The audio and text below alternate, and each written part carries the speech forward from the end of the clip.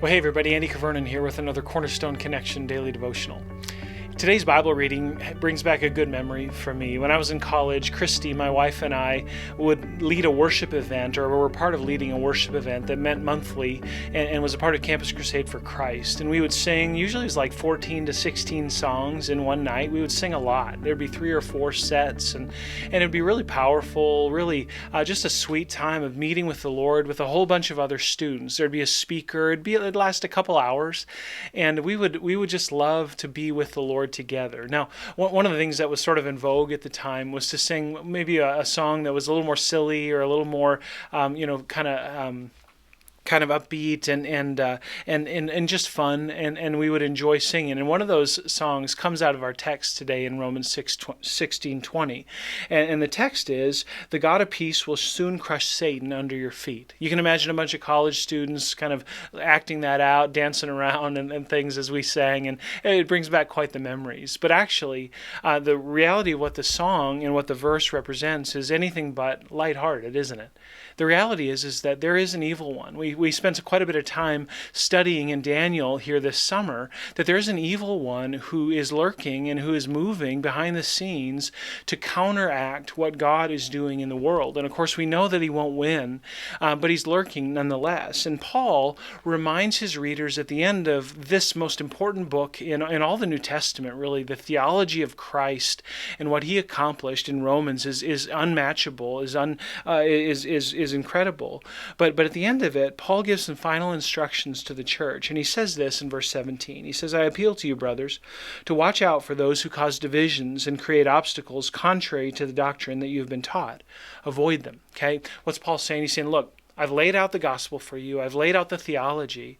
Be prepared. There are going to be people who come along and who oppose what's true. And they're going to try to create obstacles and divisions to keep you from coming to the true gospel. And so don't have anything to do with those people. Avoid them. He continues. He says, "For such persons do not serve our Lord Christ, but their own appetites. And by smooth talk and flattery, they deceive the hearts of the naive." They sound spiritual. They sound smart.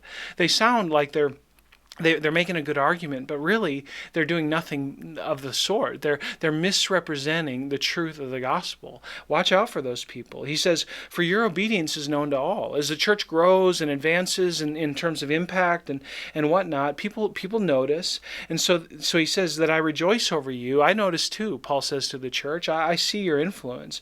But he says, I want you to be wise as to what is good and innocent as to what is evil. Be wise to what is good.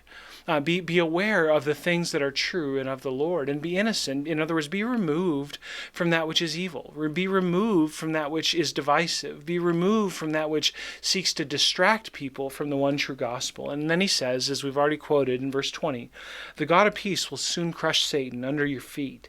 The grace of our Lord Jesus Christ be with you." What's he saying? He's saying, look, don't get caught up in a bunch of earthly stuff, a bunch of worldly controversy, a bunch of divisive things that distract you from the one true gospel, from our Lord Jesus Christ. In fact, that's Satan's work. Satan will work to keep you from being about the Lord's business in all kinds of ways. Be prepared for it, but don't fall for it. Instead, understand the God of peace will crush Satan under your feet. God will do what God does. Don't join the wrong side. Be on the side of God. Be on the side of goodness. Be on the side of righteousness, because God is accomplishing what God means to accomplish. And then he says, "The grace of our Lord Jesus Christ be with you." What a great way to wrap that up. To say, look, Satan's going to try to convince you that you don't need grace. Satan's going to try to convince you that your way or the way of the divider is the better way, and he's going to try to convince you that God's holding out on you, just like he did with Adam and Eve all those years ago in the Garden of Eden. But here's what you need to remember. It's grace that carries the day. It's grace of our Lord Jesus Christ specifically that is with you and that you need. Come to grace, rest in grace, walk in grace, and don't let Satan have his way. The God of peace will soon crush him underneath your feet. God bless you, friends. Have a great day, and Lord willing, we'll see you again soon in the Cornerstone Connection Daily Devotional.